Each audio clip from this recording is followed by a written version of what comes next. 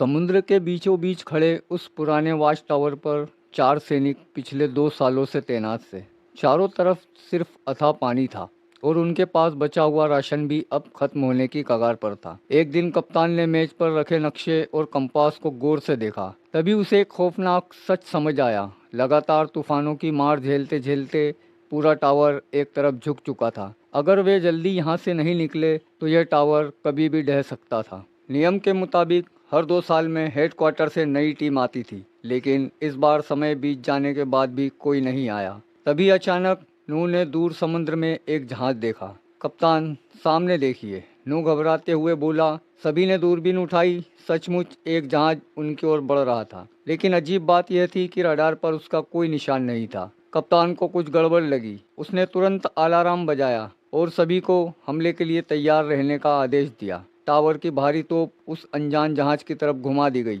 जैसे जैसे जहाज पास आता गया, सबकी धड़कनें तेज होती गई। रेडियो ऑपरेटर लीसा बार बार संपर्क करने की कोशिश करती रही, लेकिन दूसरी तरफ से कोई जवाब नहीं आया। जब सभी कप्तान के गोली चलाने के आदेश का इंतजार कर रहे थे, तभी कप्तान ने अचानक फैसला बदल दिया। उसने अपनी पिस्तौल निकाल कर नूह को दी। छोटी नाव लेकर जहाज पर जाओ और पता लगाओ कि मामला क्या है। नूह जाना नहीं चाहता था, लेकिन आदेश मानना उसकी मजबूरी थी। धीरे धीरे वो छोटी नाव से उस जहाज के करीब पहुंचा। जहाज पूरी तरह जंग खाया हुआ था। दूर से ही वह किसी भूतिया जहाज जैसा लग रहा था। नूह ने आवाज लगाई, कोई है वहाँ? लेकिन चारों तरफ सिर्फ सन्नाटा था। हिम्मत जुटाकर नूह जहाज पर चढ़ गया। उसने कंट्रोल रूम में जाकर देखा।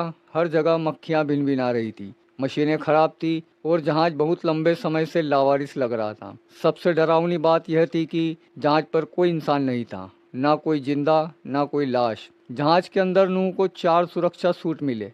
अब सवाल यह था कि अगर यह वही जहाज था जो उन्हें लेने आया था, तो इसे चलाने वाले 4 लोग गए कहाँ? इसी बीच नूह की नज़र खाने पीने के सामान पर पड़ी। भूख से बेहाल नूह खुद को रोक नहीं पाया और खाने पर टूट पड़ा। उसे अंदाजा नहीं था कि टावर पर कप्तान सबसे बुरा सोच चुका था। कप्तान को लगा नूह के साथ कुछ अनहोनी हो गई। गुस्से और डर में उसने परमाणु मिसाइल एक्टिवेट करने का फैसला किया। उसने लीसा से दूसरी चाबी मांगी। परमाणु हथियार को चालू करने के लिए दोनों चाबियों की जरूरत थी। मिसाइल लाइन छोड़ने ही वाली थी कि तभी नूह ने अपने वॉकी टॉकी ऑन किया।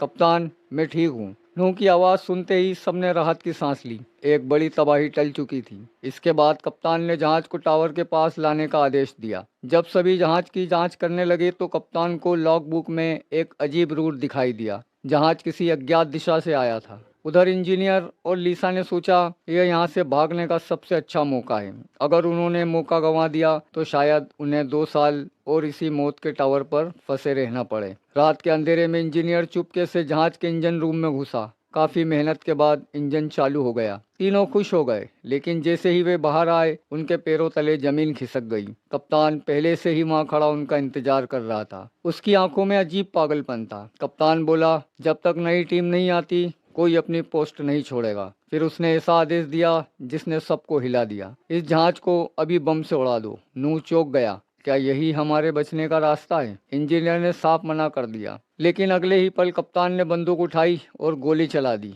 गोली इंजीनियर के कान को छूते हुए निकल गई। अब सब समझ चुके थे कप्तान मजाक नहीं कर रहा। मजबूर होकर नूह ने तोप दाग दी। एक जोरदार धमाके के साथ जहाज आग की लपटों में घिर गया। अब कप्तान सबकी नजरों में दुश्मन बन चुका था। तभी पीछे से लीसा ने मौका देखकर कप्तान पर हमला कर दिया। कप्तान जमीन पर गिरकर बेहोश हो गया। तीनों ने मिलकर उसे स्टोर रूम में बंद कर दिया। लीसा ने उसके गले से परमाणु मिसाइल की दोनों चाबियां भी निकाल ली। अगली सुबह नूह खाना लेकर स्टोर रूम में बंद कप्तान के पास पहुंचा। नूह ने गुस्से में पूछा, आपने उस जहाज को क्यों उड़वाया? वही हमारा यहाँ से निकलने का आखिरी रास्ता था। कप्तान कुछ देर चुप रहा, फिर धीमी आवाज में बोला, क्योंकि उस जहाज के पीछे एक बहुत बड़ा राज छुपा हुआ है। नूह हैरान रह गया। कप्तान ने बताया, वो जहाज आज नहीं बल्कि 3 महीने पहले ही हमारे रडार पर आ गया था, लेकिन जैसे ही वो टावर के करीब पहुंचा किसी ने जानबूझकर सिग्नल बदल दिए। इसी वजह से जहाज रास्ता भटक गया। नूह ध्यान से सुन रहा था। कप्तान ने आगे कहा,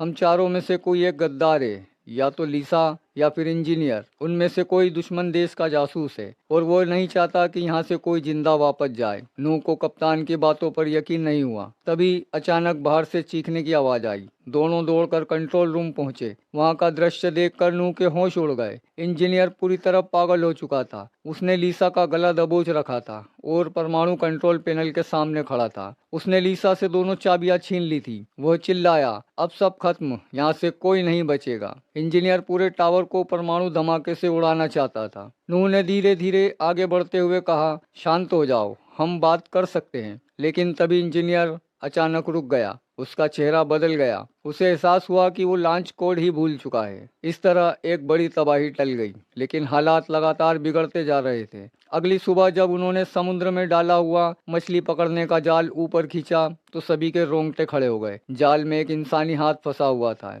जैसे ही जाल ऊपर आया, सबके होश उड़ गए। ये कप्तान की लाश थी। उसके सिर पर गोली का साफ निशान था। यह देखकर नूह के दिमाग में कप्तान की कही बात गूंज उठी, हमारे बीच एक गद्दार छुपा है। अब नूह को यकीन हो गया कि कप्तान सच कह रहा था। लेकिन गद्दार कौन था, लीसा या इंजीनियर? लीसा नूह की गर्लफ्रेंड थी, इसलिए नूह उसके ऊपर आंख बंद करके भरोसा करता था। उसने कप्तान वाली सारी बातें लीसा को बता दी। लीसा तुरंत बोली, इंजीनियर ही गद्दार है, उसी ने कप्तान को मारा है।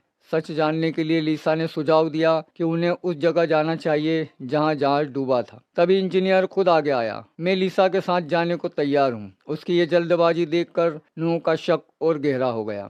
सच जानने के लिए नूह ने इंजीनियर की फाइल चेक की और जो उसने देखा तो उसके पैरों तले जमीन खिसक गई। इंजीनियर को गंभीर मानसिक बीमारी थी। उसे खास सिफारिश पर यहाँ भर्ती किया गया था। अब नूह को यकीन हो गया कि गद्दार वही है, लेकिन तब तक बहुत देर हो चुकी थी। लीसा उसके साथ अकेली थी। नूह घबराकर हथियार ढूंढने लगा। तभी बाहर नाव की आवाज आई। नूह दौड़कर बाहर पहुंचा, लेकिन नाव में सिर्फ लीसा थी, इंजीनियर नहीं। लीसा रोते हुए बोली, उसका पैर फिसल गया, वो समुद्र में गिरकर डूब गया। नूह को उसकी बात पर यकीन नहीं हुआ। उस रात जब लीसा सो गई, नूह चुपके से कंट्रोल रूम पहुंचा।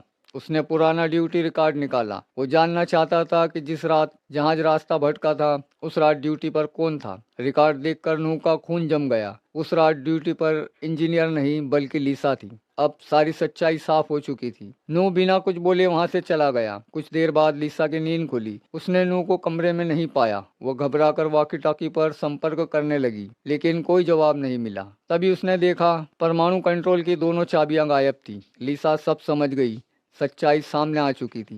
वो भागती हुई कंट्रोल रूम पहुंची, लेकिन तब तक नूह दोनों चाबियां लगा चुका था। लॉन्च सिस्टम एक्टिव हो चुका था। अब सिर्फ एक बटन दबाना बाकी था। लीसा समझ गई कि अब छुपाने के लिए कुछ नहीं बचा। उसने रोते हुए सच कबूल कर लिया, हाँ, मैं ही दुश्मन देश की जासूस हूँ। नूर की आंखों में गुस्सा और दर्द दोनों थे। लीसा रोते हुए बोली, मैंने ही टावर का सिग्नल बदला था ताकि जहाज रास्ता भटक जाए। उसने आगे कहा, नए आने वाले चारों सैनिकों को भी मैंने ही मरवाया। नूह के पैरों तले जमीन खिसक गई। लेकिन लीसा रोते हुए बोली, एक बात झूठ नहीं थी। नूह चुप रहा। लीसा की आंखों से आंसू बहने लगे। इन 2 सालों में मुझे सच में तुमसे प्यार हो गया है। कमरे में गहरा सन्नाटा छा गया। नूह ने कांपते हाथों से लॉन्च बटन दबा दिया और दोनों ने आंखें बंद कर ली। वे मौत का इंतजार करने लगे। 1 सेकंड, 2 सेकंड, 5 सेकंड, लेकिन कुछ नहीं हुआ। कोई धमाका नहीं, कुछ भी नहीं। दोनों ने धीरे धीरे आंखें खोली। तभी उन्हें सच्चाई पता चली। वहाँ कोई असली परमाणु हथियार था ही नहीं। ये सिर्फ दुश्मनों को डराने के लिए बनाया गया एक झूठा सिस्टम था। अब परमाणु खतरा खत्म हो चुका था, लेकिन उनकी असली सजा अब शुरू हुई। वे दोनों उस सुनसान टावर पर हमेशा के लिए फंस चुके थे, क्योंकि वहां से निकलने का आखिरी जहाज वे खुद तबाह कर चुके थे। अब उनके पास सिर्फ 2 रास्ते थे, या तो एक दूसरे से नफरत करते हुए जिएं या फिर उसी टावर पर साथ रहकर अपनी किस्मत स्वीकार कर लें। और इसी रहस्यमयी और दर्दनाक मोड़ के साथ यह कहानी यहीं पर खत्म हो जाती है।